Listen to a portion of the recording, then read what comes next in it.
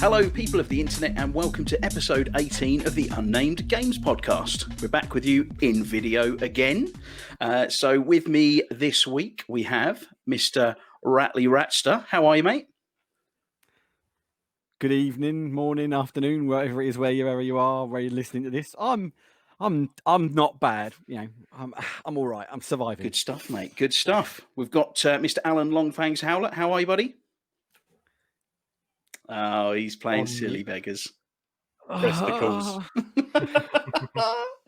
Good to see you, mate. Good to see you. And then last but not least, we have Mr. Speed Freak Phil Thompson. How are you, mate? Good evening, people of the internet. Awesome I'm stuff. well, thank you. Good stuff. Good stuff. I see you are now facing the camera rather than doing your sideways glance for the first episode. I've now upgraded.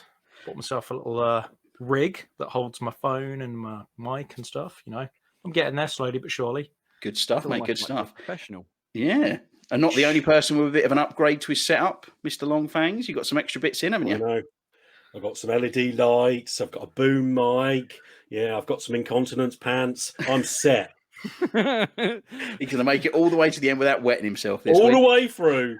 Well, no, I still did himself, that. It wasn't a problem.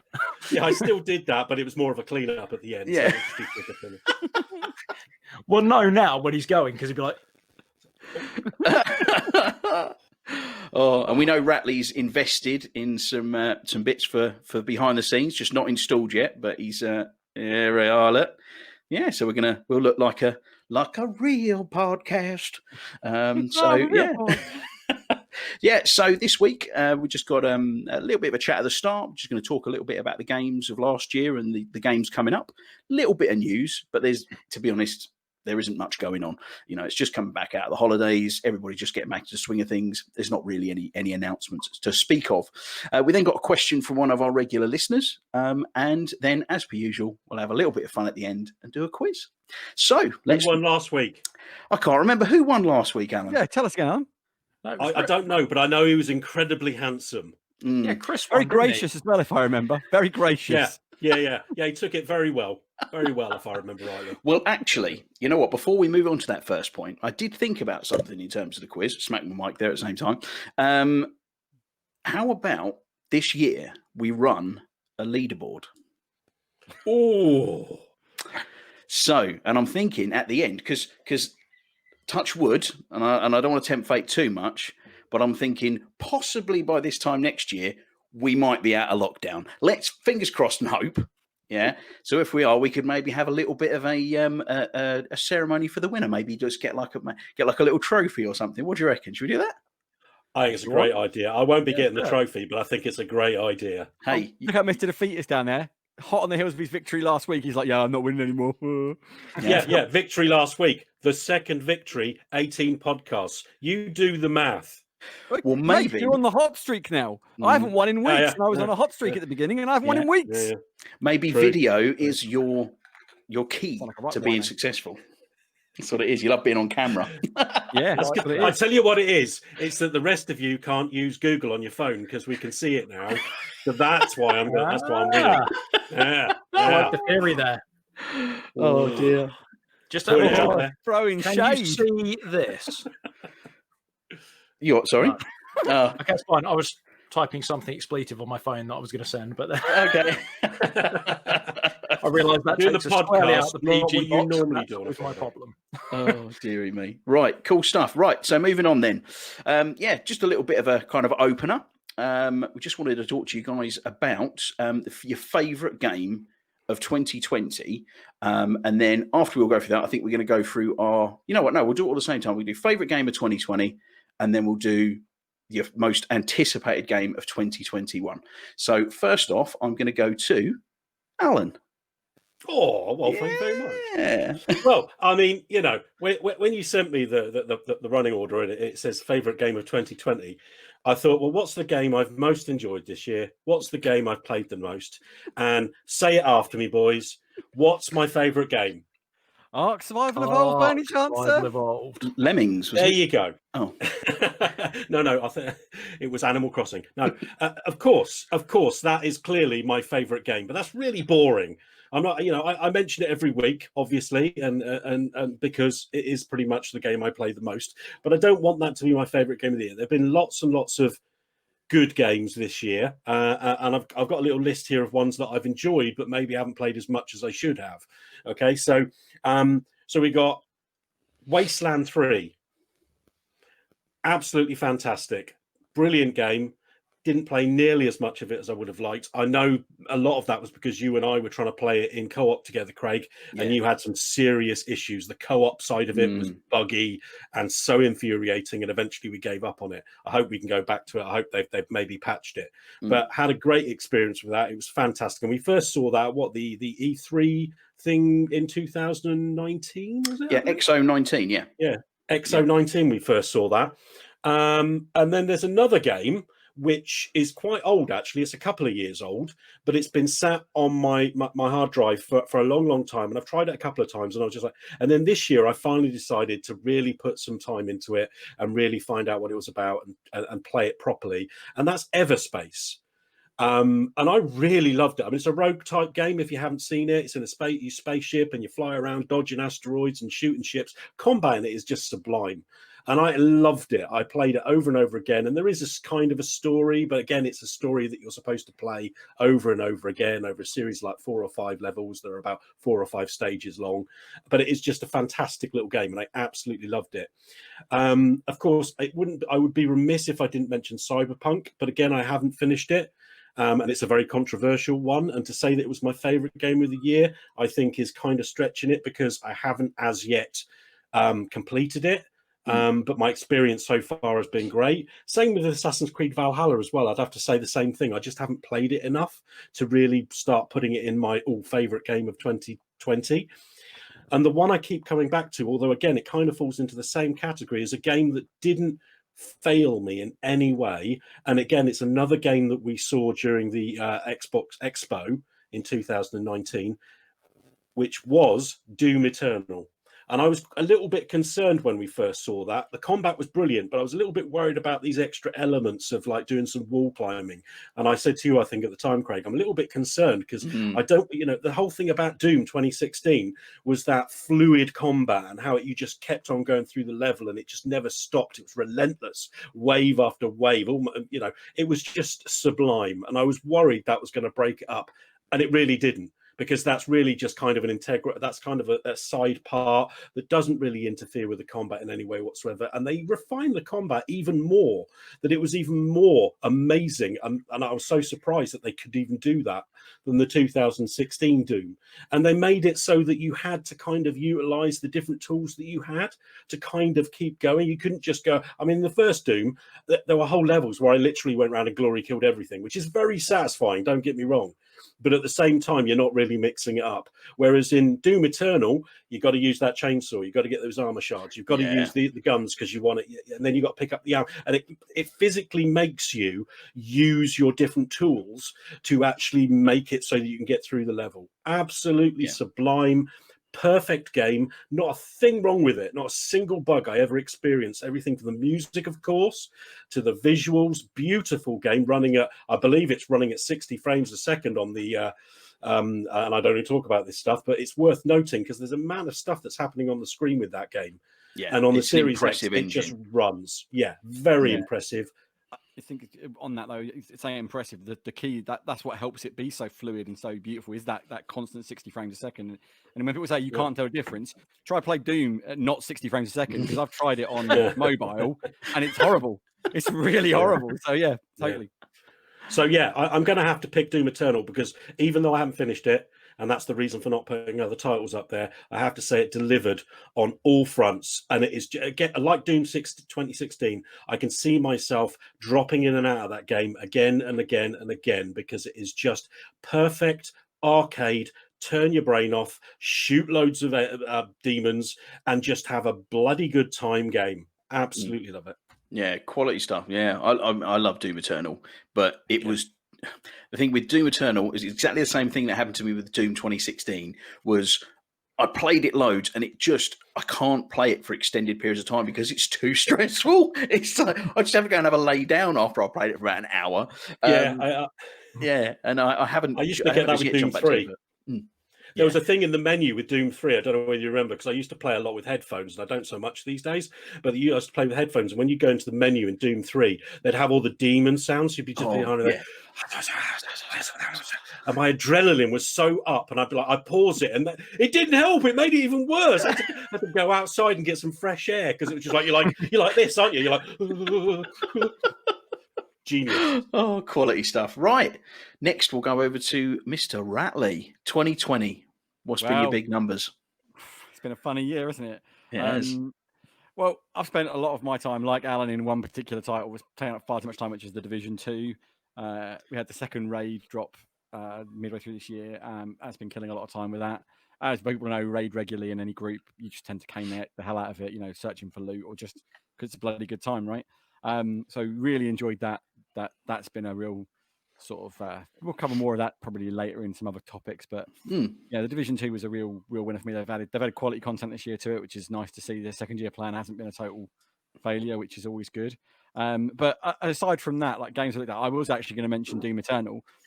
A lot like Alan, I haven't spent enough time in it. I've just put my feet into that water and gone, all right, yeah, this is just Doom 2016, but absolutely ramped up. And like Alan said, just the combat, which was already possibly the best FPS combat in any title. That's debatable, but it's really hard to argue the point that Doom isn't superb. Oh, and then, Doom Eternal just went, yeah, we like that, but you'll like this more. It's like, okay. You just don't understand, like you were saying, the movement in that fluidity of that combat is just mega. And if you haven't watched it, Alan, go onto YouTube and check out some Doom Eternal speedruns, like the guys who are ninja good.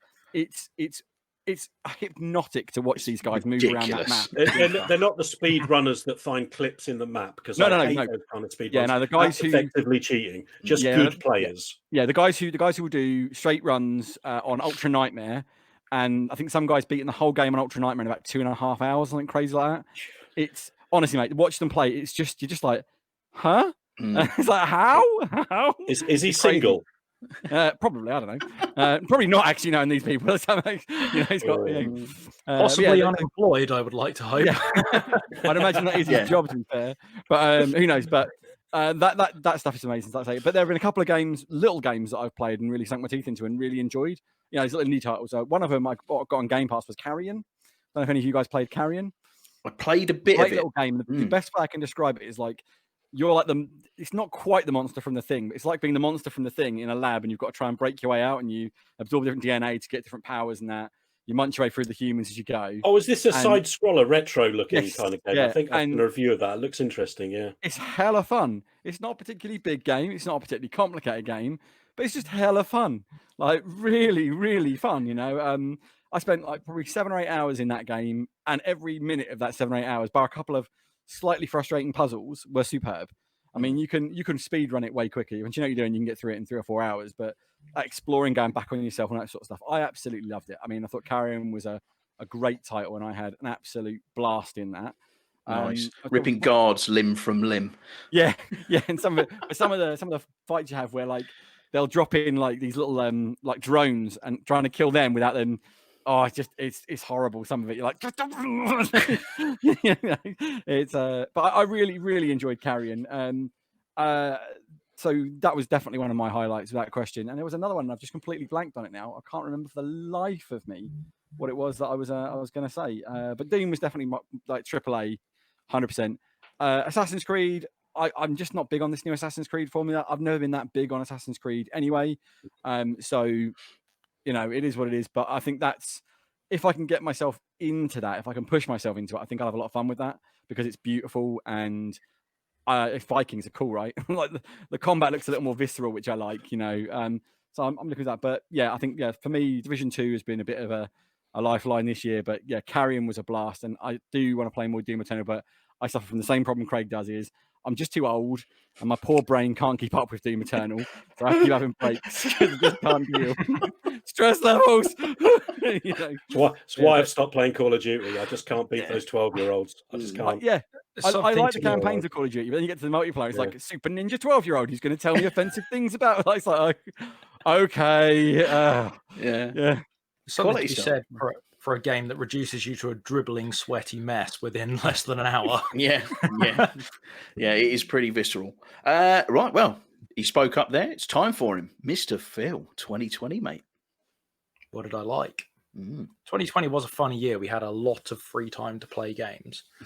And I did. Some did. Play a lot of games. Some did.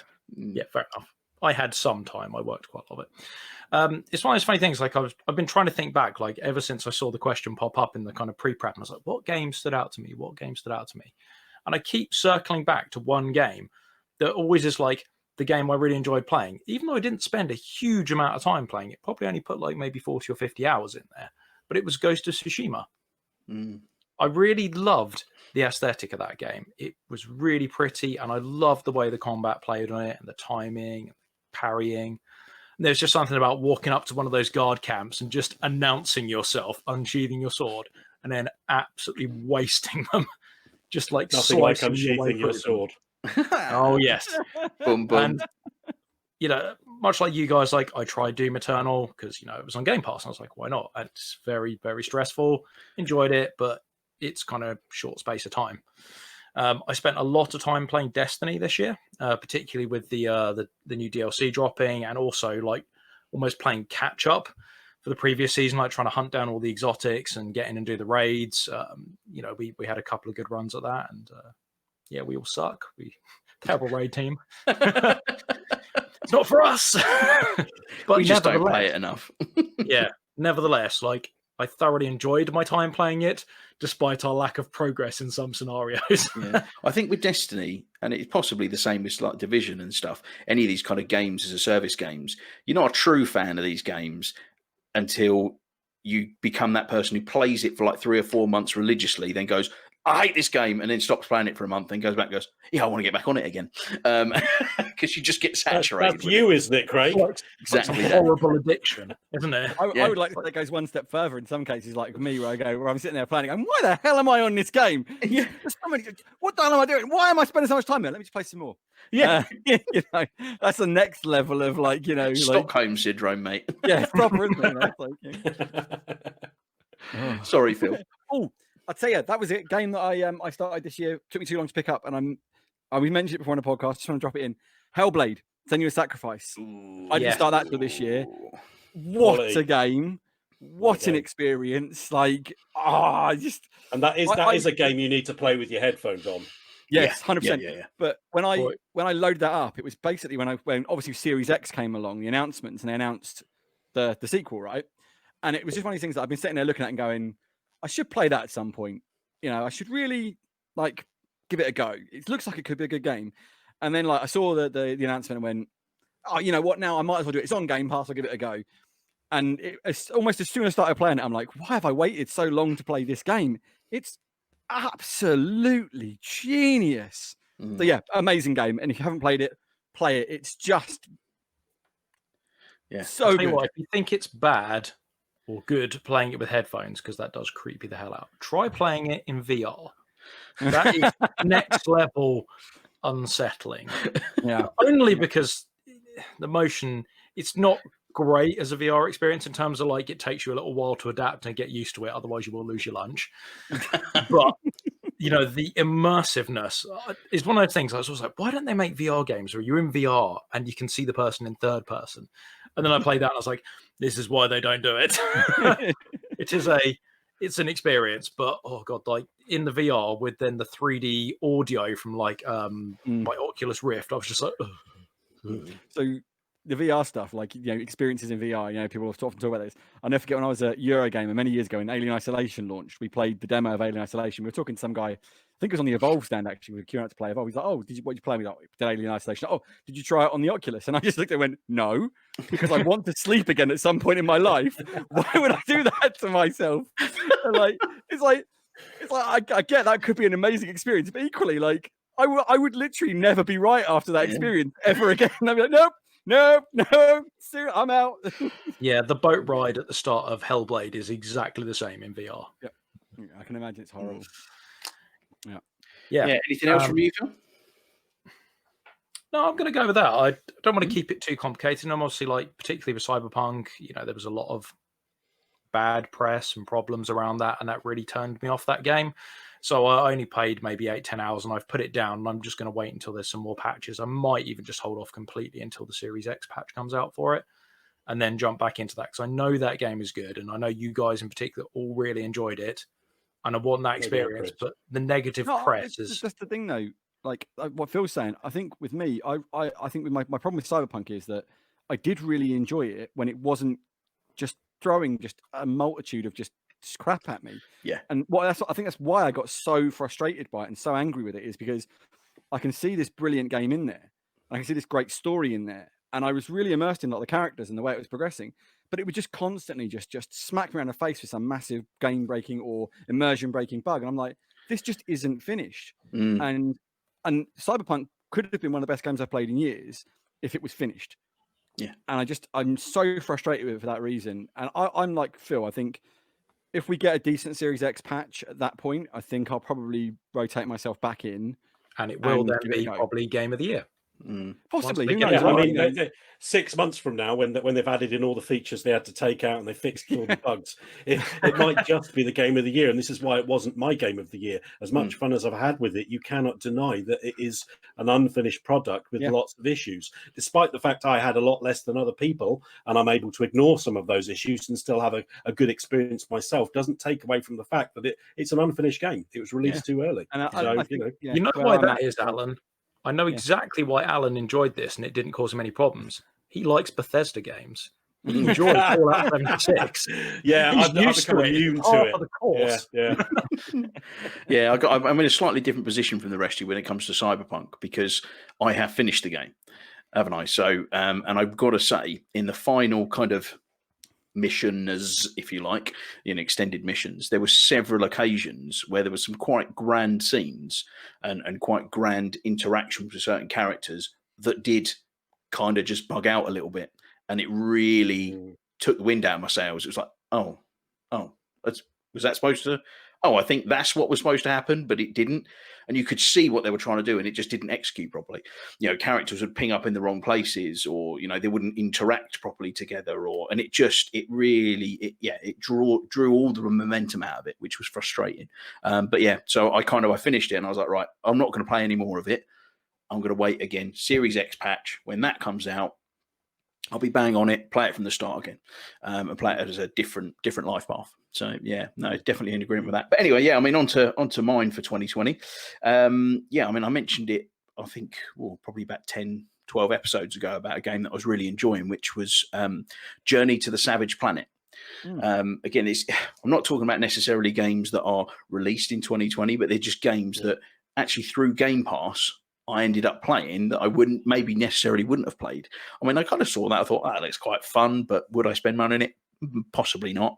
And wow, absolutely fantastic experience. It was so much fun, brilliant level design, excellent game mechanics. Couldn't recommend it more. I played and completed the whole game. I collected. I mean, I'm not a completionist at all, in any shape or form, but I think I got almost all of the collectible things in that because it was fun to do it. It wasn't just a case of ticking items off a list. It was really enjoyable having the new abilities to get to these areas to go and collect these things. So that was a big one for me.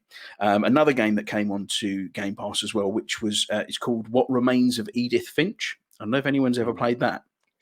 No, I've heard good things. Yeah, it falls under that walking simulator category, if you like. It's not particularly, well, in any way, actiony at all. It is very much just like an exploration and a story that you're living through the eyes of this character. And it is so beautifully designed, incredible art. There's lots of kind of flashbacks, and I won't say too much. It probably takes 3 hours at most to get through it. Would you say, Phil? You've played it, haven't you? Yeah, I played it on your recommendation. Yeah. What I will say is it's a hangover game. It's nice, steady pace, so you're not feeling 100%. You need something to distract you. Big Bang's not an option for you. What Remains of Edith Finch? Yeah. Hangover game. Yeah, no, definitely. Yeah, that works in that category. 4 hours max if you really take your time looking around the kind of set pieces, I suppose, is the word. I think there's a lot to be said for those types of games as well. I was just looking up a game that I enjoyed a couple of years ago, which was Dear Esther, which is it's a walking game again, but it's about the story. It's almost like like reading a book, but you're interacting with the environment and the story's Yes. being told to you. So it adds those extra, like experiences of vision and sound, as well as the story. And then the actors, obviously add to that as well. And I had that same experience with that game, Dear Esther. I mean, it lasted, I think, 3 or 4 hours, but it was just, I got to the end, I was like, wow, that was just an amazing story. I'm not sure what happened, but I know I enjoyed it. Yeah, Have you no, guys played the definitely. Stanley Parable on the Walking Games? You played the Stanley Yeah. Parable? No, I haven't. Yeah, I've heard of it. It's I haven't played the that one where either. the narrator talks you through your day, whatever you do, and like if you do something and it's wrong, he'll kind of shoot you back a snarky response out of you. It's genuinely like the demo alone is amazing, but the whole game, it's not a long game again. Absolutely superb. The way the Yeah. narrator is used to tell that story as you move around, it's a little bit more interactive, but honestly, that's a phenomenal game to play. Like for I think they're doing some kind of remaster with that, aren't they? yeah, I think so. I'd heard something about that. Yeah, but yeah, the Stanley Parable is one of those ones where I just went, all right, this looks interesting. Fired it up and was like, yeah, this is great. Like it's a certain sense of humor involved in it. I think you guys would really dig it if you haven't played it. But yeah, genuinely check that out. It's a great game. Nice. I'll have to look at that one. Yeah, there was one other one just kind of going along the same kind of lines of something that they wouldn't necessarily have bought if it wasn't for Game Pass. And that's a game called Observation. Again, don't know if any of you guys have played it. It is really, really different. I mean, there's a particular reason that you would really like it, Ratley. And it's a game that's directed. I think he was the game director on it. The game director was the guy who did the user interface on Alien Isolation, which is that is a big part of that game to really capture the whole alien part of it. So it's very much in that kind of ilk. And what you play in this game is you play a ship's computer. So you're basically the AI on this spaceship. Have I said about it before? Have I? Right. Yeah. Yeah, and it is absolutely fantastic. I mean, it's a spaceship. It's set in the near future, so it's a spaceship that looks like a very big international space station, rather than being like a Starship Enterprise or something. And it's very much this. It's a puzzle based game. You're interacting with different characters in the game, in the world as well. For example, if one of the characters tells you to, like you would say, computer do X, Y, or Z, if you fail that little mini game too many times, you'll start like going, what is going wrong with this computer? Because obviously a computer should just do it straight away. But if you fail, because you're actually a human controlling it, she gets really snarky with you and stuff. But absolutely fantastic game. So I thought I'd go a bit different there with some little quirky, out of the box ones that I've really enjoyed this year. So let's spin back around the room then for 2021. One game that you're really looking forward to, Alan. Well, I mean, there's a lot coming out, and I'm not going to list them because I don't spoil it for other people. But I did have a little list, Just one. You've got to pick one. Weeks. One. Dying Light 2. Dying Light 2. So is it even going to come out this year? Well, this is the question, isn't it? I mean, it's supposed to be delayed till later on in the year. If it actually surfaces later on in the year, that'll be fantastic. But we just don't know at the moment. It's kind of like, so. I mean, I absolutely, I've said this before on previous podcasts. Dying Light, absolutely love the game. Still has a lot of value as far as replayability now. I'm currently playing through about my 4th playthrough through the campaign with my friend Jules, and it's just so much fun. The parkour, the zombie bashing, the physics, the story's pants, of course, but that doesn't matter because when you're doing it with a mate and you're running off to go and do whatever, and you're getting like this horde of zombies chasing up on you, and you have to fight your way out of them, and then turns into night, and all of a sudden you've got these volatiles chasing after you. The feelings of just exploring that world are just fantastic. So if they could deliver that same sort of like experience with Dying Light 2, and then add the thing, they can actually accomplish what they claim they can with this evolving city that changes dependent on what you do with certain missions. And I think we've all seen the example in the trailer of where you either restrict the water or you control the water, and if you restrict it, then it stays like a bit like a derelict city. But if you let these people take control of the water, or some of these green spots start to show up in the city, if there's going to be this evolving cityscape alongside that visceral kind of combat with the zombies and with human participants, because that is one of those things in Dying Light that's absolutely fantastic. The combat, it just feels, it's not like Bethesda. It feels solid. It feels like you're actually controlling your character. So that's going to be my pick for 2021 if it comes out. Fingers crossed, eh? Fingers crossed. Right, Mr. Ratley. I had a couple, and it was real tough to choose between two. And Got to do it. Just the one. yeah, and I think One. at this point in time, a game that's got me interested and excited, but that could change depending on the next sort of 4 weeks, is Outriders. I'm really keen to check that out. I'm really keen because it looks like it's delivering that looter shooter type experience, but in a fixed, finalized, static RPG, not in a games as a service. We'll keep throwing crap at you, or So I'm hoping that means we've got a more curated, homogenized, just totally built experience. Yeah, with you on that. Obviously TBC and see what happens. I've seen a lot of previews of it say it's way less generic than it looks, and there's way more interest to it than you might think. And the nice thing I've heard is, again, I think one thing's like, for example, if you look back at Anthem, like for Anthem's faults, one thing they nailed on Anthem was each of the javelins felt very unique. Yeah. So the Colossus javelin was a completely different animal to the Storm javelin. And I didn't like the Storm, but later on I said, I love this Storm. And I was like, it's boring. Oh, it's tank. That's always a tank as well. Yeah, and I have to say that I was a big fan of the Storm. The Colossus in Anthem is one of my favourite tank classes I've played in a game in years. Anthem just lacked any content to do anything with it, which was the annoying thing. But the tank mechanics of that character were great. So I'm hoping we get that kind of character variation, and there's more to it, So I'm hoping for a better version of Anthem without the suits, essentially. And I'm a little dubious over the news. It's been delayed a bit, but equally, I'd rather it was delayed and got right than it was rushed out and it was imperfect. Because I think the last few weeks we've all seen the problems with. It's really come to a head with these unfinished games. The Cyberpunk situation has maybe. Well, we had Avengers first, didn't we? That was huge with bugs and that. Then Cyberpunk, and there's been actually a load in 2020 which has just come out, which have been riddled with issues and that. So I'm really keen on Outriders. I think the thing looks great in principle, but TBC. That was cool. Yeah, I'm looking forward to the demo. Let's put that. The demo looks good. Yeah, nice, good stuff. Cool, Mr. Phil. Okay, so I'm going to go down the PlayStation line again, because this will hopefully be the game that convinces me to buy a PS5, assuming they're available, because I'm not paying scalper prices. Horizon Forbidden West is the one I'm looking forward to. So I really enjoyed Horizon Zero Dawn. I must have played through that game like 4 or 5 times, start to end. Like, I borrowed Craig's original PS4, bought that game, played it, then gave it back to him, forgot about it. Then I got a PS4 Pro and I bought the game again and I played it through, and then I played it through again because you run more stuff the second time round, face painting different things on there. And then they released it for PC, and I was like, aha, the ultimate version. So I then bought it again on PC, played it through again, and realized my PC was clearly nowhere near up to spec.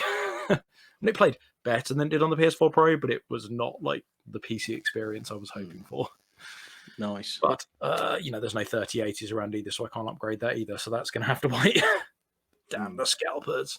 But yeah, I loved the whole world of Horizon Zero Dawn. I really enjoyed the story. I really enjoyed discovering how the world got destroyed, for lack of a better phrase. And I can't wait to see what happened to the rest of the world, so to speak, and find out more about that. I'm very, very much looking forward to the story continuation there. Cool. And, whatever new gadgets and stuff and monsters as well. Yeah, I still need to. I've tried many times to get into that game, and it's just never really grabbed me. It's been a very sort of average sort of game to me. It's I've tried a few times, haven't I, Phil? But never quite managed it. But probably never get past the first 5 hours, do you? No, got to get to Meridian. That's where it gets interesting. Yeah. It's But a who bit knows? like let's go walk about like Crocodile Dundee for the first 5 hours. Right. So I'm not going to go with my obvious, because I think everybody knows what my obvious favorite game for this.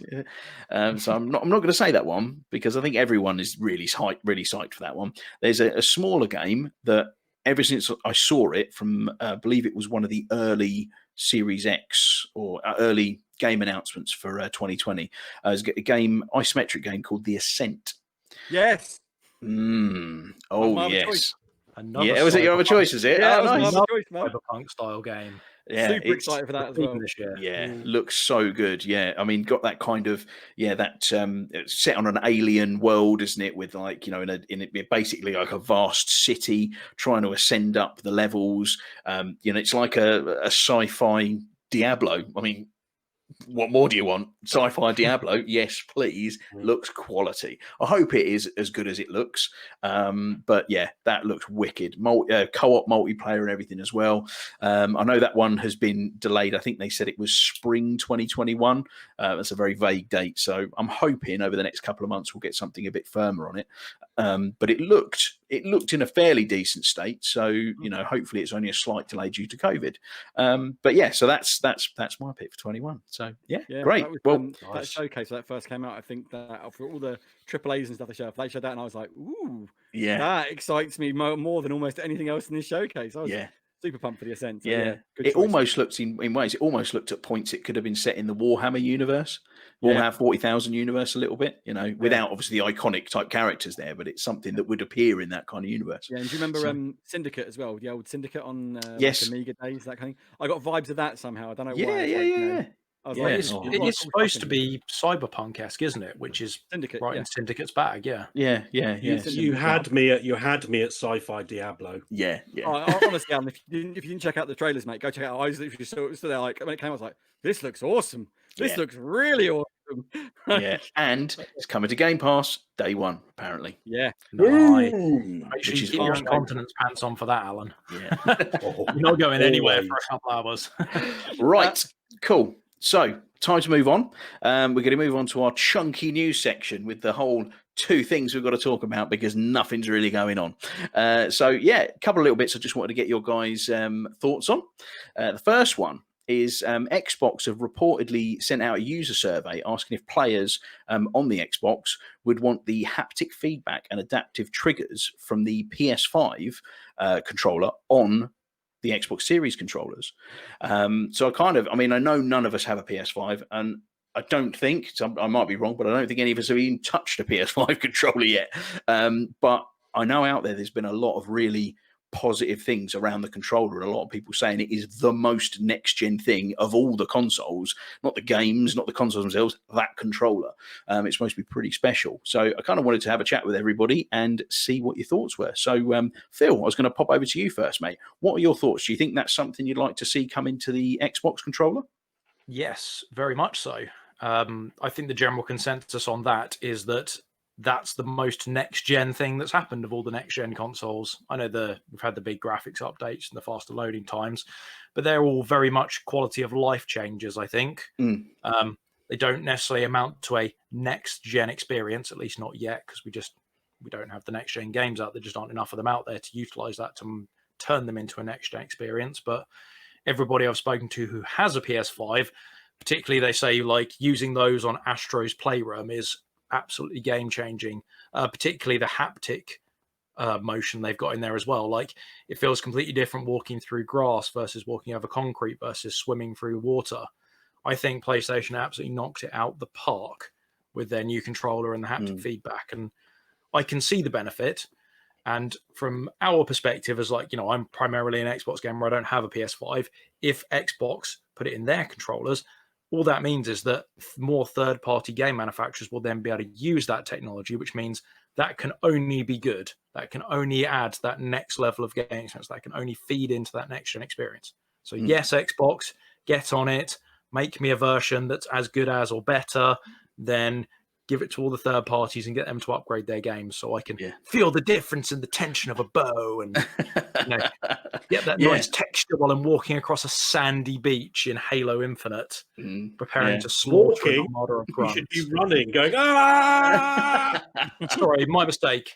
The chief is always sprinting. What he meant, he meant feeling the crunch of his enemy's skulls underfoot is what he meant. Yeah, I want to feel the moment where the trigger goes slack as the skull's cracked in.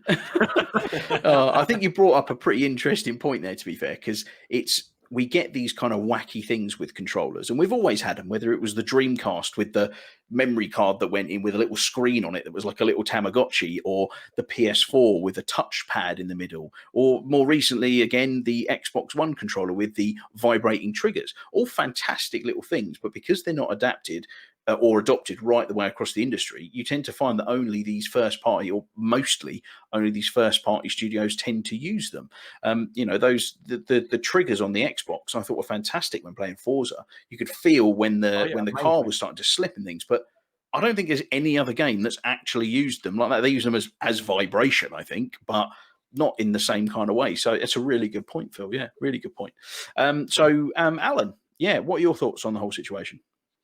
No, I mean, I can't really add anything other than Phil on that. But I mean, you know me, I just like my controllers basic personally, so I just turn off rumble all the time.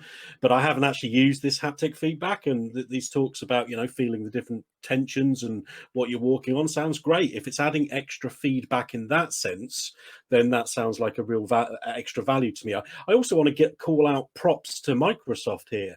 At the end of the day, somebody will say, oh, they're trying to steal like Sony's ideas, but they're not afraid to go out to their customer base and say, hey guys, this is actually something that you want. I mean, they could just try and implement it into what the Elite 3 would it be now? Because it'd be the third one. What was that? Yeah, they could just put it in there and just say, yeah, it's a good thing, let's put it in. But again, props to Microsoft. They're trying to get some feelers out there, trying to find out what the actual response is and whether their customer base actually do want this. And I think, obviously from the feedback we've had from PlayStation, I think there's probably a great big demand for it. But, I have to say, well done, Microsoft. Well done for asking the question, and the fact that they're trying to improve something, even when they've just literally released their next generation console, and they're already looking to improve something because they've seen there's something that they could have done better, and that Sony are doing better, and they're trying to see if it's worthwhile spending the time and expense to do. So huge props to them. When it comes out, whether it because I know you bought the Elite controllers, didn't you? Pretty much all of you, didn't you? I didn't. I was quite happy with a basic controller, and I'm not really that worried. But it's certainly something I'd like to give a try. Same with the VR when I came around your house, Craig. Yeah, I'll try it around yours. If it's all right, I might buy one. Yeah. I can't live without the extended thumbstick on the right now. When my Elite controller, the battery runs out, I'm like, oh, I have to charge it up, and I go back to the new Xbox, and I'm like, oh, this controller feels great. Why's the thumbstick so short? You get an extension on it. Yeah, I might have to actually, because I really like that new controller. I love the feel of it. Yeah, so do I. The old one feels really massive in comparison now. Strange, considering it's not really. I went back to my Elite 1 just for a bit, and I was like, this is quite large. I feel like you're playing with the old Duke. Yeah. But it's weird, isn't it, with controllers? Like, you get so used to something. So I remember when the 360 was obviously the hot console, and I had my 360 and was playing it, and they announced the Xbox One, and I saw the controller, and yeah, it's all right, whatever. And I can distinctly remember having a conversation with a guy I worked with at the time, and we were both 360 gamers. I went, I just don't see, like, they've made like 57 improvements. I just don't see how they can improve on what's the perfect controller already, because the 360 controller was so good in its day. Like, it was so far ahead of the game. And then like along comes this Xbox One controller, and within about half an hour I was playing, I was like, this is actually pretty good. And then I picked up a 360 controller. He said, ugh. Yeah, it was instant, like, how is this voodoo work, right? Yeah. And then the first time I picked up an Elite, I was like, well, this is quite nice. And then I put it down and picked up the Ultra. I was like, it's the Elite. It's just like you instantly miss that quality feel. And then I went to, obviously got the new Xbox. I've still got controllers which aren't Elite. So I've got quite a few limited edition controllers, and I picked up I've got a limited edition Cake Gears of War controller, and I had that, and then picked up the Xbox Series X controller. And went, yeah, it's just better, isn't it? It's just, there's something about it. It's just better. So, I think where I stand with, so just going to jump in, go for it. Go, mate. Yeah. I figured you were kind of drawing a line in there. I think with where I stand with it is, I'm all for it. If it doesn't compromise what's already a beautiful controller. Like, if they can fit that into the same box and the same package, bingo. But what I don't want to do is get a massive chunky controller again just to have things squeezed into it. And I don't also want it to be a thing which is an all or nothing. Like, I think it should be something you can turn off or on, like you can turn Rumble on, because Alan said he doesn't like it, right? And they're going to. I've already seen people moaning about the PlayStation 1 and the triggers locking in certain games. I think it's Call of Duty does it. The triggers lock when you run out of bullets. People hate it. And I totally understand that, because it's a change of experience, and in some ways it's a brilliant experience, in some ways it's a bad experience. So a good example would be, I airsoft, you guys know that, Craig's been with me, hitting my mic again. And one of my guns used to do is I had a couple of bolt lock guns, which means when the magazine runs dry, the bolt locks back and the trigger stops. And for the first couple of times you use that gun, it's such a weird experience, because you're like, oh my God, it's broken. What's going on? And then you realize it's doing exactly what it's supposed to do, to tell you the gun's empty, you need to reload. And so I've got a jab! Yeah, but it's weird. I started going, trying to pull the trigger. I'm like, the trigger's broken. What's going on? And I'm like, No, idiot. Think, Chris, think. Pop- You bought Pop this. the mag, put Extra it in, release money. the bolt catch, off you go, And but it is amazing how that's a real jarring experience the first time you use those kind of things. And I can see how that would really, especially if people weren't aware of it, like, and it suddenly starts, like Call of Duty starts jamming gun triggers, I can see people getting really angry and breaking controllers. So turn it off. Excellent. Don't ruin the existing controller. Excellent.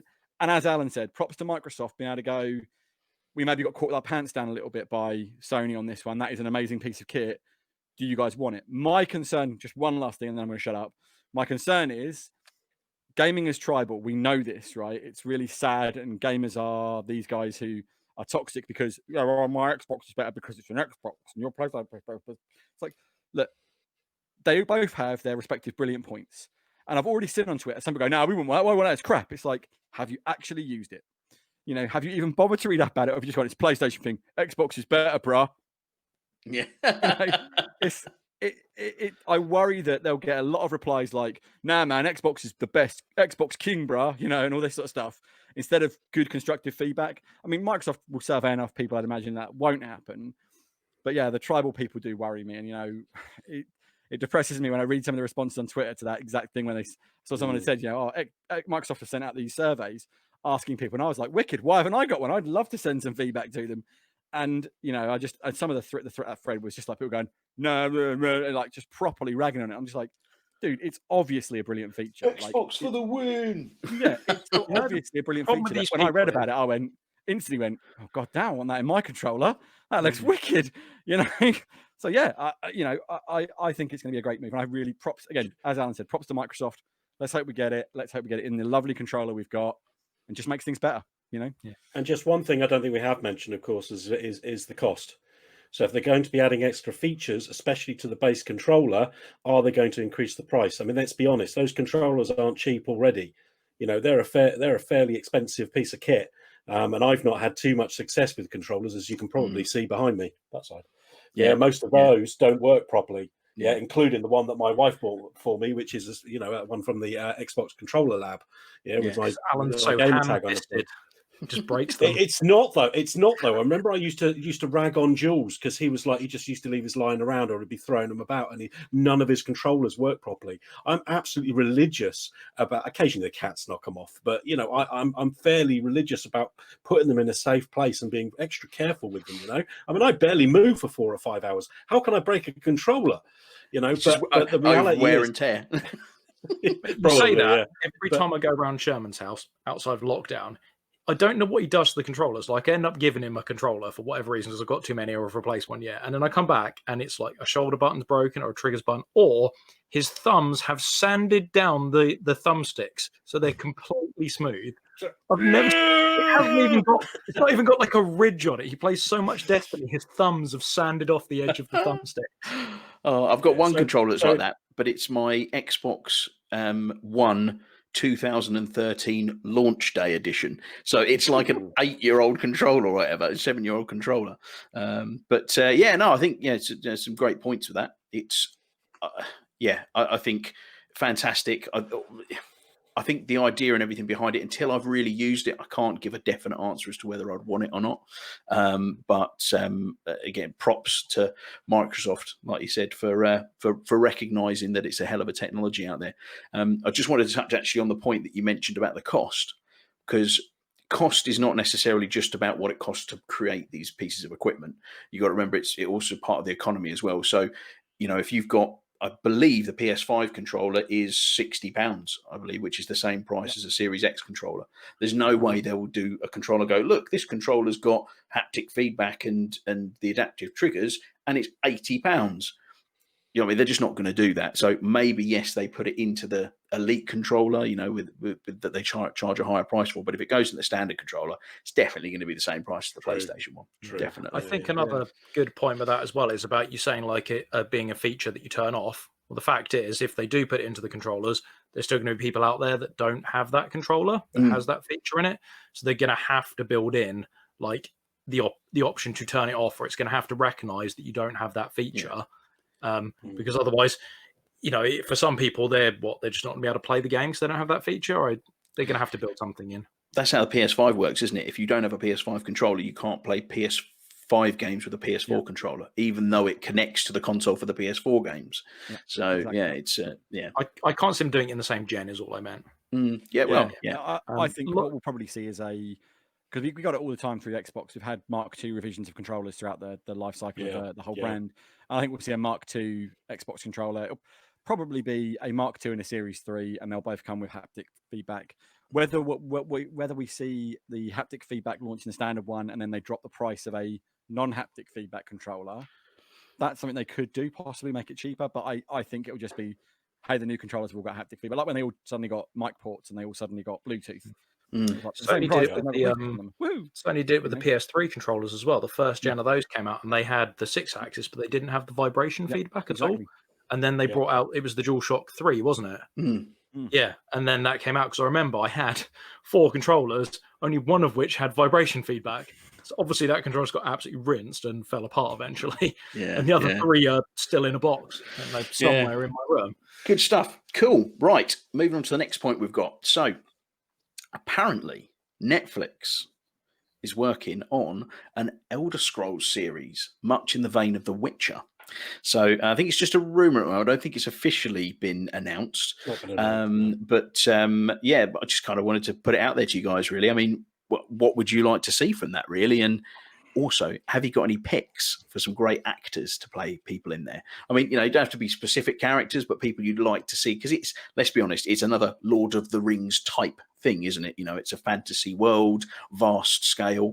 So yeah, we'll. I can see Alan's face. Go. Alan wants me to go to him first. Look at him. Before we do, should I just chime in and go, in all honesty, I'm going to let Alan do his filibuster. Like, I don't play Elder Scrolls. I don't really care about Elder Scrolls. So I'm going to take myself out of this in a very Alan-esque way while Alan commences filibustering for Elder Scrolls.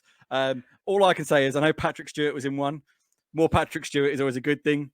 Alan, the floor is yours, sir. I hope you've got a book, Chris. Yeah. So, I mean, my first thing is that obviously I would like it to be as adult as The Witcher. Let's face it. I mean, I took a little bit of umbrage there because everybody compares anything that's fantasy to Lord of the Rings. That's where a lot of it comes from, though, isn't it? Well, yes and no. I mean, yes, it's the birth of a lot of the common tropes that are within fantasy of this, but it's not the only source. There are lots of others. But within the Elder Scrolls, there's a massive amount of lore. I mean, I don't know too much about the first 2 or 3, I think it was, before it became Morrowind, and then we had Oblivion, and then we had Skyrim. Hope I haven't missed one. But the amount of lore about the world and the history is absolutely immense, and the games are set in different eras and everything else. And I was thinking, when you asked the question, I was thinking, well, what for me, what was the best experience, and what do I think would translate best to the screen, and what has the most sort of different parties involved and everything else? My mind doesn't go to Morrowind, great game. And with Skyrim, whilst it's got a great civil war in and everything else, and the dragons, everybody loves dragons, I have to keep going back to Oblivion, and it is the one I've played the most. No, 670 hours I think I spent on that game. Not a massive amount compared to some, but still a huge amount. But within that game, the story themes are dark, and there's so many different aspects to it. About it does have, as you say, Patrick Stewart. Sean Bean is also one of the key integral characters who's in that, and I think, quite frankly, if they made it, they should both play the same characters they play in Oblivion, because it still works even after all this time. Patrick Stewart plays Uriel Septim the Seventh, we're talking about the myth. Dawn cult. We're talking about the Blades. We're talking about the Daedra and Mehrunes Dagon, who's the Prince of Destruction, opening portals to this dark, hellish world where demons are coming through. Not in your bedroom, no, just in Cyrodiil, mate. Yeah, but you've got all these parties who are invested. The Blades are working against the cult, and the cult are trying to bring these Daedric princes through these portals, and the portals are opening and taking over towns and destroying and killing people. I think the scope and the scale of the Oblivion story really, I mean, I'd love to see a Daedric Prince striding out of an Oblivion portal into the world and then laying waste to the land around them. That would just be phenomenal. And I think there is just so much depth to the Elder Scrolls world and the whole universe within Tamriel. I think they've just got so much source material that it's an orgy of material, quite frankly.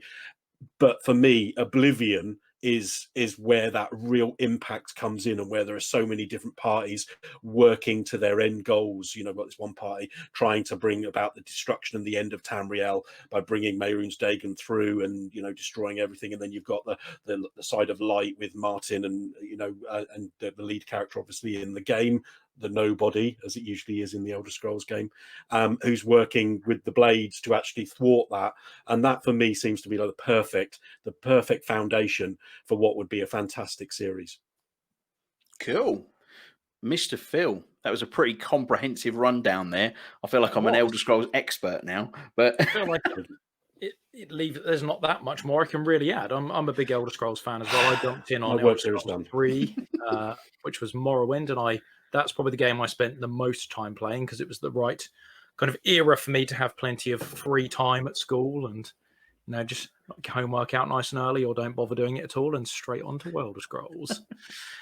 So I would love to see some storylines set in the world of Morrowind. I'd love to see some bits around Dagoth and Lord Vivek and Amalexia.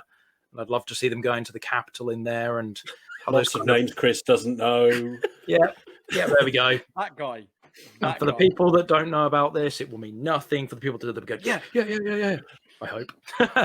So yeah, I'd love to see some bits around the gods and, you know, how they effectively control the people and war against each other and have their own kind of underlying plans for Cyrodiil. So that would be really cool.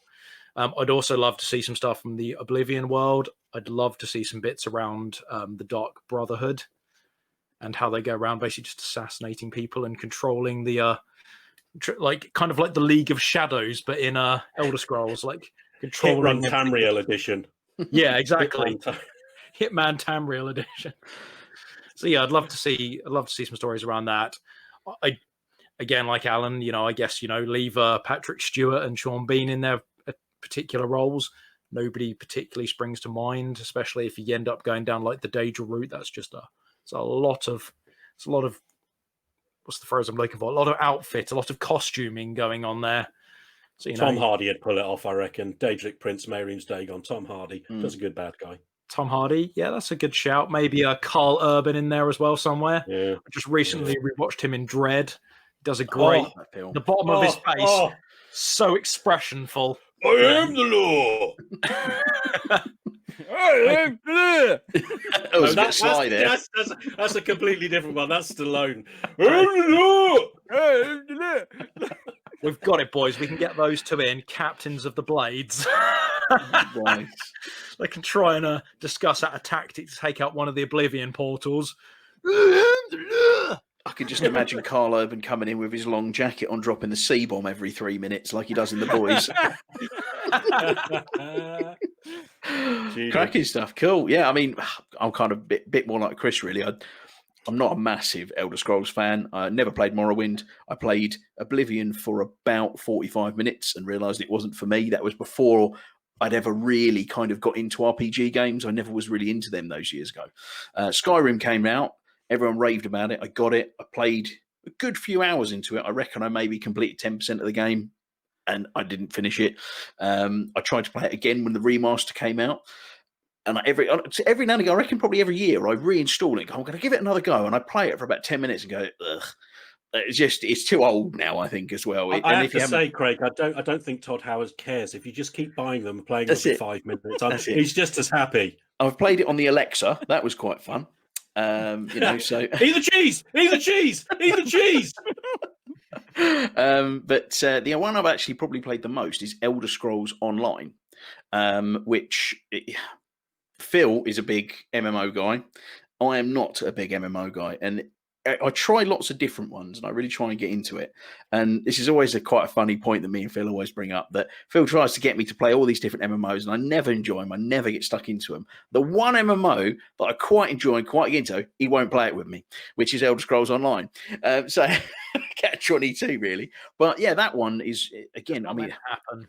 yeah, there's vast sort of story. I mean, that again, there's these it's all sort of alternate dimensions and these dark crystals coming through from everywhere. It's just really quite interesting stories and interesting characters. I don't know them in detail, but I think it's perfectly right for a brilliant series, because it's again, like you say, so deep. There's so much lore to it, yeah, the only person I can think really that I'd want in it is my new man crush, which is Wes Chatham from The Expanse.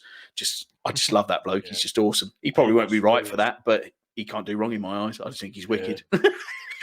Just for the record, Craig, I'm more than happy to jump into Elder Scrolls Online again with you. Didn't we have the 2 orc characters? Yes. Was that you and me? I can't. What were they called again? Grunt Nub and Grug or something. I can't remember. Grutlock, I don't know. I'd got fun with that. I'm more than happy to jump back in there with you. Yeah, we were orc brothers going around. Oh, my name's Hitting Grunt Nub. stuff. Yeah. Yeah. How are you not pinky in the brain? Yeah. Which Today, one of Alan you will was take over the pinky? world. Oh, quality stuff. Brilliant. Well, I think that's it. Yeah, it for the news. Like I said, not a huge amount that's on at the moment. So that's going to bring us over to Tommy's question, which, as I said at the top of the show, it's quite a personal one for him. And I actually really like that he's brought it up, because I think you get a lot of negative things that move around gaming, and there's so much positive that can come out of it. And this is one of the points that I think really can. So his question says, question time. This is something personal to me: mental health and gaming.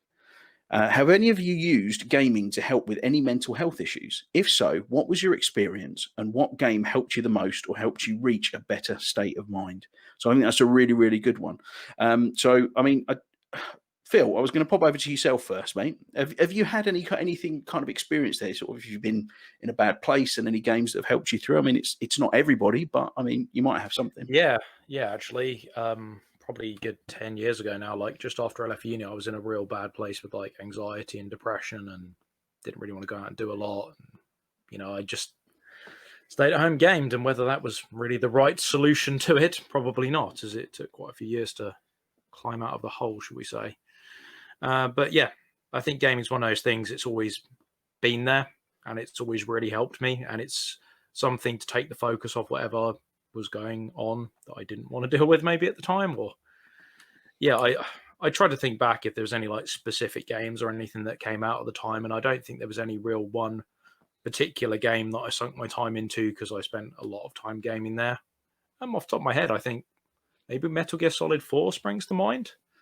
I think it would have been I was quite late to that game, quite late to a PS3. I ended up getting one of those with like a phone contract or something at the time, I think, courtesy of my work discount, which was quite nice. But yeah, it's quite a long time ago. But yeah, if I think back, gaming was that, escape, get me out of the real world for a little bit. It was more relief than anything else, I think. It gave me that, that outlet where I could sort of, do my own thing and take my mind off. And then, see, gaming's kind of stuck with me, but it's not a crutch anymore. I just use it as enjoyment, thankfully. And it's just something that I really like spending my time doing. But yeah, it definitely helped me through some really dark times then. Yeah. No, yeah. Thanks, mate. I think I was going to talk about mine next, actually, that, I've been quite fortunate that I've never really suffered with anything too bad. I've got members of my family who've, suffered with varying different mental health issues. It's something that many years ago was almost, a bit of a taboo subject, and it's really great that people can talk about it a lot more now, and people are getting less afraid to talk about it and realizing that this stuff is real. And I think for me, something more recent, like I say, it wasn't horrendous, but I'm quite a social person. I do, I love to get out, I love to pop out with friends down to the pub, going out for lunch, taking the kids out places, doing all different stuff. And when this pandemic's hit, it's completely locked us all in the houses. We've been stuck in here, and quite honestly, I can't even imagine what kind of a state I'd be in right now if I didn't have my games. And yeah, sometimes it's nice just to sit down and escape into a world like an Assassin's Creed or a BioShock or something, and just, have a great story and really involve in it and get drawn in, and this escapism. But equally, the social element, Phil was talking earlier about Destiny 2, and all through this pandemic, I've been playing loads of Destiny 2. We had a WhatsApp group going. We had loads of different people playing it. Everyone's like, who's on tonight? We'd gathering together and we'd, have a few hours just sitting there, just crack open a beer, having a drink and having a chat with your mates, and you don't feel like you're isolated and locked up alone. And it's been such a positive thing, such a positive experience. And I really don't think I could have got through in the state that I am now without having that. If this had happened 20 years ago, God, I've been absolutely screwing, really. So, I guess that's mine, kind of, really. So, yeah, Alan, I mean, I know this is something that's quite close to your heart. Look, I mean, I'm not afraid to talk about this. You say it's personal, but at the end of the day, it's, we live in a different age, and I think it's really important that men talk about their personal health issues. Everybody, but I think a lot of men have trouble with that. I mean, for most of my adult life, I've suffered from a whole slew of problems, mental health problems, from depression, major anxiety, body dysmorphia, complete lack of confidence in myself, and these haven't gone away. I've struggled that, there have been different periods where they've been more severe than they are now. There have been better times, easier times, and obviously the COVID epidemic caused me some issues this year where I did have to have some time off work. I'm very lucky to have a wonderful wife who supports me. But gaming for me, I don't want to kind of make out that gaming is the thing that totally saves me, because I've always been a bit of an escapist since I was a kid. If it wasn't reading Lord of the Rings or, other fantasy books or science fiction, that was always about escapism and imagining yourself in a different world. And then that translated to games when, consoles and PCs became a thing more common in the house back in the 1920s, back when I in my teenage or later 20 years. But gaming is always there, and I think it's really kind of led to my taste in games and changed my taste in games. I'm not incredibly sociable. God, I don't know why sometimes I do this with you guys. I really don't. But I'm myself and my wife, we're never more happier than locking ourselves away in the house, away from everybody else. We are particularly antisocial. And I'm not going to speak for her, but on my part, it's why a lot of the times you'll struggle to find me online, or where I'm hiding offline, because I just can't deal with that communication with other human beings. And it's why I do tend to gravitate towards games like Ark, or strategy games, or primarily slow-paced single-player games. Ark is a perfect example, because I could, if I'm not feeling too well, I can literally just go off and just do a bit of grinding and put something on my phone, like some music or something else. For me, being absorbed in a game like that and concentrating on what might be a very menial task, what we refer to as grinding, has been a godsend for me on more than one occasion. Because it just, the biggest issue that I've always had, other than all the other ones, is turning my brain off. It just won't shut the fill up. But when I'm playing a game like Ark, for example, and I'm just focused very much on these mundane grinding tasks where I just do the same thing over and over again. Let's go over here and let's get some wood. Let's go over here and build a little house, and let's do this. It's not taxing. It's not stressing me out, and it's taking my mind away and turning off all those thoughts that I can't shut up ever.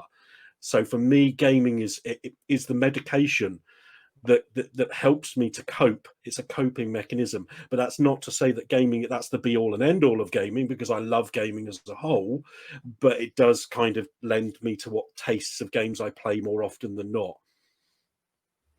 Yeah, no, thanks, mate. No, thanks for sharing that, mate. Yeah, Chris. Yeah. Yeah, there's a lot of stuff here. I'm a lot like Alan. I've got a lot of problems, shall we say.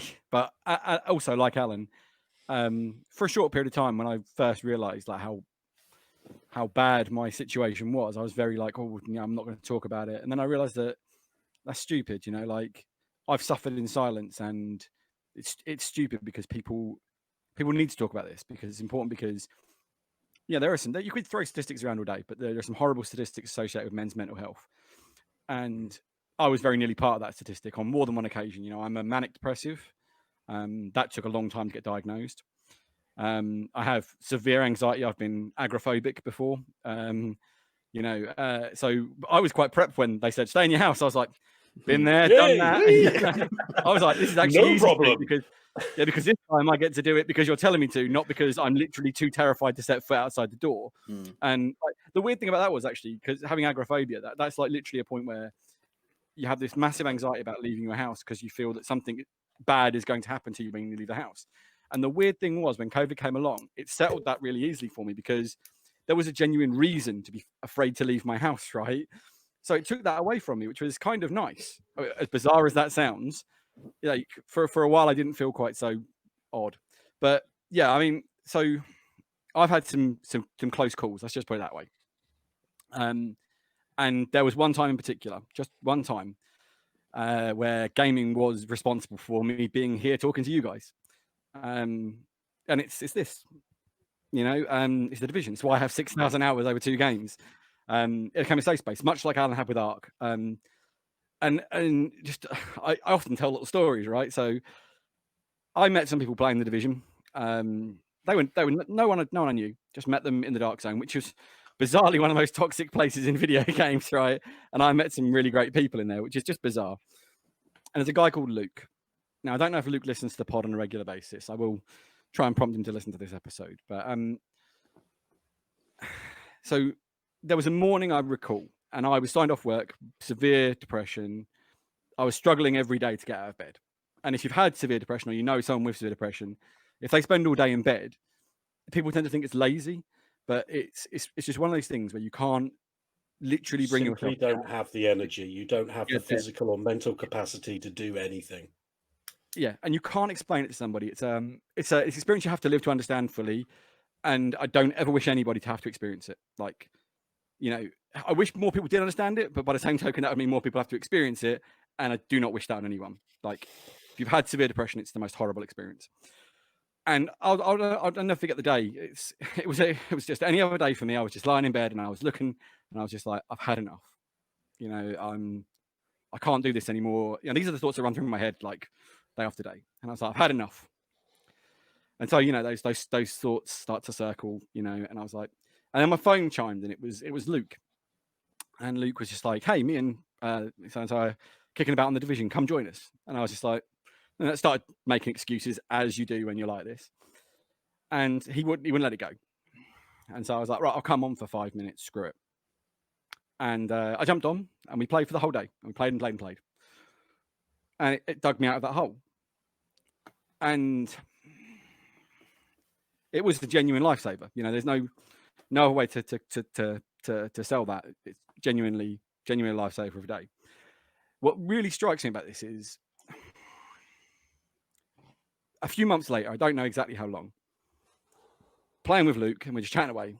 And Luke was like, hey, do me a favor. I was like, yeah, sure, mate. What do you want? He's like, just Google my name. And I said, Google my name and his occupation, which I won't tell you now because you don't need to know that. So I did. And initially my thoughts were, check the ego out on this bloke, right? Like, he wants me to Google him. I mean, what kind of ego has this guy got? And what I saw in front of me was this moment of, this can't be real. This can't be this guy I play games with. This it just can't be. And it turns out Luke is he's a paraplegic. I'm not sure which. He's wheelchair bound. He had an accident and fractured his neck. And he plays on a specially adapted controller by Special Effect. Uses the Microsoft Adaptive Controller. And Luke is one of the most amazing people I've ever had contact with in my life. He's so positive, even though his situation is so bad. And it was a real change for me because I was like, holy, you know, like if this guy can face every day and do this the way he is, you know, I need to pick myself up and it's not that easy to do when you're depressed, like, you know, and I don't want to make light of that. It wasn't just like I went, oh, screw it, I'm not depressed anymore, you know. It's like people who say, cheer up. Yeah, exactly right. It's not a light switch, is it? Yeah, no. but it was but that was a real moment where I went, oh wow, you know, look at what this guy's conquered. Look at what this guy deals with every single day. The mountain he has to climb every day to do anything.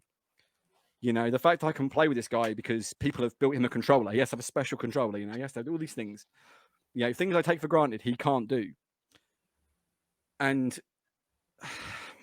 it just hit home so hard. And I was like, right. And now Luke is a firm friend. We talk every day almost.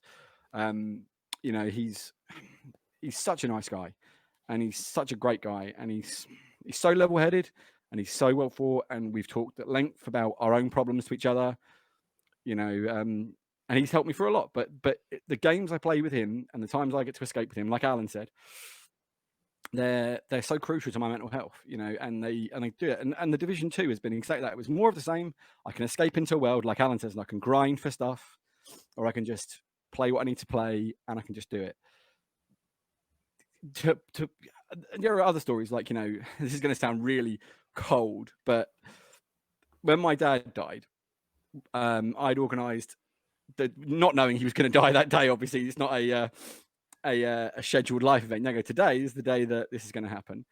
I'd organised for some friends to come over and play some Gears of War on the Xbox, Gears of War 3, no 2 it was, sorry, on we have a system link thing. And I remember talking about Kevin said, yeah, well, this has happened. He's like, oh, I'll tell everyone it's cancelled. I was like, no, don't. Let's do it. And that escapism saved me from spiraling, without question, on that day. Getting everyone around and playing games and not forgetting about saved me from spiraling. You know, so there's a huge benefit to this, and I just want to say one more thing about this, and I'll shut up, I promise. No, mate, you go for it. You go for it. This is something which has happened to me. Like, obviously, you know, being a single man, you put yourself out in the world. You're a dating app, right? And one of the things on my list of interest on a dating app, because I'm, you know, got to be honest about who I am, is video games. I play video games, I play computer games, board games, whatever. So in fact, my profile just said gamer, and I got a message from a woman, and I kid you not, it said, "Oh, it's a shame you like video games because everything else about you seems so great." And I was like, "Well, what's wrong with me liking video games?" And her exact response was, "Oh, well, you know, this, that, and the other happened to me. I think video games are terrible and they're no good for you." I went, "Oh, really? Because this is my experience of video games." And I just listed off this whole thing about I'd be dead if it wasn't for them and the mental health support and the things. And she was just like, "Oh, well, maybe I've got that wrong." It's like, yeah, maybe you do, and maybe you should stop like judging people on what they enjoy. You know, you don't know how it helps them, what have you. So, yeah. And then I was going to say that, actually, I said one more thing, but I am going to mention this. At some point in the next however long, once COVID goes away, all this is going to go on a charity shave for Special Effect Gaming to get more adaptive controllers for more people like Luke, because if it wasn't for him, I wouldn't be here. And if it wasn't for them, I wouldn't be here because they made his controller, right? So I actually met someone at Special Effects XO19 and spoke to her, a lovely lady called Becky. And I'll make sure I'll point her to this as well. Yeah, and I really wanted to put something back in after that. So like, I can't run. I'm never going to do a marathon, right? I can't do sports stuff. I was like, what can I do? I was like, let's get rid of this. Let's try. I can grow a beard, is what I can do. let's try and raise some money. I'll do. I used to have hair, but it's all shaved now. But I was going to do the whole lot. I was going to like just cue ball myself for charity. So we'll try and do that at some point. Set up a charity thing and do that. But yeah, ironically, it was going to be the like March this year. Me and Luke were going to get together and have a thing, because I've never actually met Luke face to face, and we were going to do that this year, and COVID took that away from us.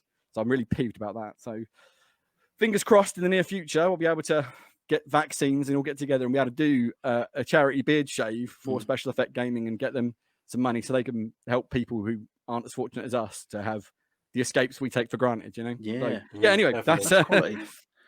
I'm going to go before I break down. Yeah.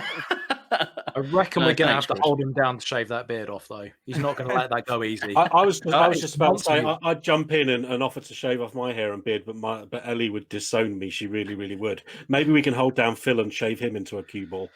Yeah, I'd say I'd offer to shave my head, but I mean, let's be honest, there's not a lot of point, is there? Really, he wouldn't get much off that. A bit of fuzz. Yeah, no, I'm not comfortable about cue balling, but we can definitely get Alan's hair like braided. Oh, I've already been there, mate. I've had done that. pigtails and everything else. When Ellie's bored, she just starts pigtailing me. Alan, has Ellie ever cornrowed your hair like they had the cornrows? No, she hasn't actually, but I can't help feeling that's cultural misappropriation, and I'd get a lot of stick for it. Someone did it to me years ago when we were drunk, and it hurts, man. Yeah. The upside, we're all locked in our houses right now, so nobody will know. Apart from the once a week that we're on camera. Yeah, so maybe don't. Right. Not my choice of things. I'm just like, let's do this. I was like, whatever. Yeah. Yeah, no, thanks for that, Chris, as well. And well, thanks for everyone for sharing it. you know, there's some tough experiences that people have had. And I think not that we had, you know, thousands of people watch this podcast or anything, but I think a message coming from that is, you know, if you're feeling in that kind of position and in that kind of place, you know, talk about it, you know, and you'll find, well, as Chris did particularly, you know, you find there's a lot more people out there going through similar things than you think. Yeah. And, you know, use gaming for that real positive outcome that you can get from it, which is great. Do we want to move on to something a little bit more cheery? Do you want to play a game? Go on then. We play a game. I think it's time. I know it's a bit weird at the end of our little show that we do a quiz, because that doesn't normally happen, does it? Nah. You sprung this on us, Craig. Right. Who Well, hasn't sorted out a buzzer every week? So this one is a pretty generic nerd quiz, really. They're all stuff that you should know a bit about, and it's going to be a, well, I say fingers on the buzzer, but tongues on the buzzer. Hi folks, Craig here. I just wanted to apologise for the technical difficulties. Upon the morning of looking to edit the video, it appears that a load of it didn't record, so I do apologise. I hope to do better next week, but I'll just repeat what we said last night. Bye!